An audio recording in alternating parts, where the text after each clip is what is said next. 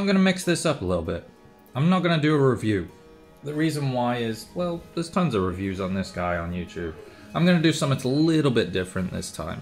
I'm going to do a full breakdown, something that most people can't do or won't do. I'm going to take this figure and I'm going to break it down to its rawest form. Take off all the accessories, take off all the bits and bobs, and make the body as blank as possible. And then see what its custom potential could be. So straight away the head comes off, so that's helpful. And I really like what they've done with this, the paint applications and everything. This overall is a fantastic figure and I highly recommend it. I've spent a good week with this now trying to figure out the potential. One thing that I will say is that my issue with it personally as a base body is the wrist pegs are really small and it kind of gets on the nerves a little bit. These bracelets look fantastic. The whole paint application and accessories, everything done is incredibly well done. It's all squishy, it's all soft, which is perfect for toys. And then this is what I mean about the wrists. They got this large kind of like cut off in this tiny little ball. It needs to be a larger ball peg for the wrist to articulate properly, because when you pop it on, yes, that looks way better, right? But unfortunately, it limits the articulation quite a bit.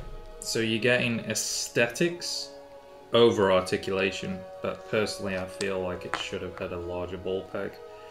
And that's okay because I can change these ball pegs out, a bit of heat, pop, and then job done. I can put a exact color matching this. Head articulation is pretty solid too.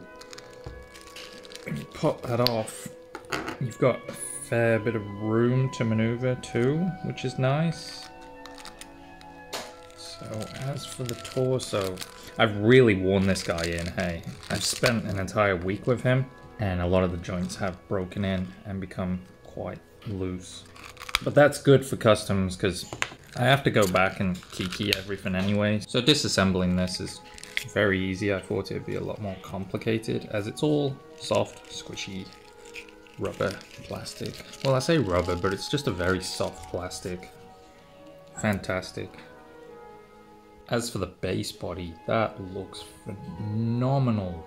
Really big, monstrous superhero proportions. That's a fantastic torso. It's even got a lot of great paint applications if you didn't want to paint it. Gorgeous. Now, as for popping these back on, shouldn't be an issue, honestly. Man, that looks good. The only downside to this body is it's got these straps and they're gonna have to be dremeled off and then sculpted. So that can be a bit of a pain in the ass, but not too much of a big deal. So overall that torso is really, really nice. Great mold. Now this is where it falters as a base body. There's a lot of stuff here that kind of makes it a little bit difficult to maneuver around. Stone Collectibles does this thing where they peg everything into the rubber, so soft plastic pegged into other soft plastic so it can be layered. After seeing this, I implemented it myself with pretty much any Stone Collectibles custom that I do. So this actually needs to be cut off, unless I can just kind of pop that now. Because they're glued in, I would have to heat all this up. As for these, same again, they're glued in via like a large peg. You can kind of see it there. It's gonna have to be cut. And we've got these straps that also will need to be dremeled down and re-sculpted, which is a little bit of a pain in the ass, honestly. And then we've got these larger straps here that are also bolted in and glued like a large pegging system, which would have to be sliced and then resculpted. When we've got this large sculpt here that would have to be resculpted, dremeled and reshaped. The feet would have to be swapped out because you'd have to dremel them completely down and reshape these as well. So the lower body is a bit of a pain in the ass.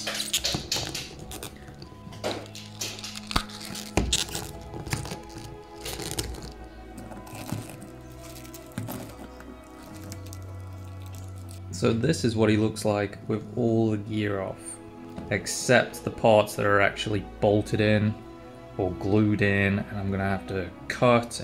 But luckily, one of my Patreon members, the Venom Who Laughs, has actually done that already, and here is an image right here of what it looks like completely blank for people who need that reference. Thank you again, the Venom Who Laughs, really appreciate it. Now in terms of Storm scaling, they won't be scaling with the Spider-Man. The Spider-Man are purposely big and roided and monstrous. They have their own dedicated shelf that's for them and them only. The Marvel shelf is here.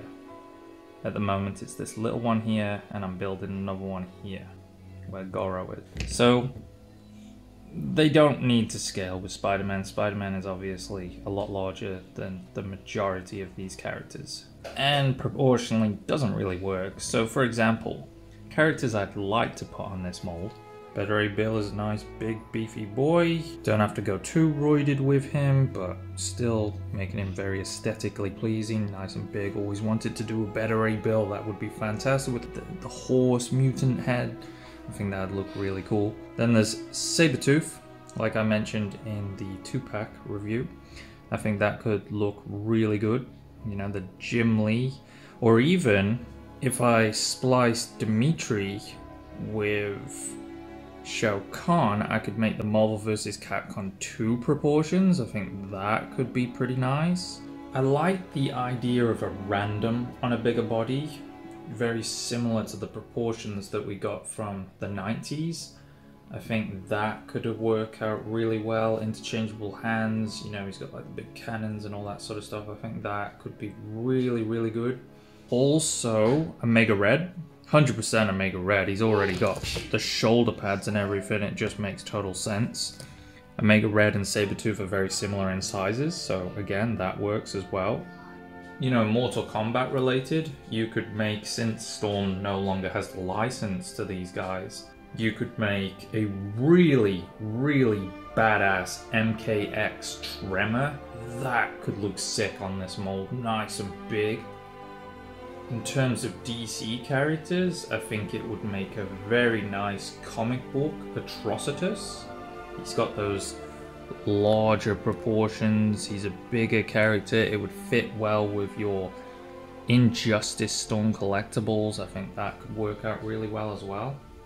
I try not to mention the symbiote stuff too much because it's very easy, and you can kind of create any symbiote on any mold. Like you could say that's Phage, you could say that's Venom, you know, you could even say that's Carnage. You can say whatever you want when it comes to symbiotes. So I'll let you guys use your creative imagination to figure out what this mold could be used in terms of symbiotes. So I hope that gave you lots of creative ideas for this particular figure to be a custom. Obviously, Storm collectibles are very, very hard to customize. I have done a fair amount of them over the years. They're just a lot of work. Not only that, but trying to get these guys paint rub free is difficult to say the least. It is a long process. They have their ups and downs. Working on a Cyclops there. He's gonna be fantastic when he's done.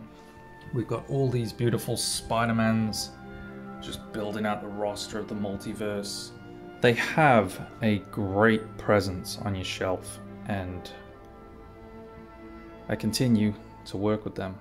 These are my ideal figure line. They are absolutely phenomenal. Shao Kahn is easily the perfect rendition of the character. You won't find a better Shao Kahn, ever. 10 out of 10. Effortless. Perfect. Amazing.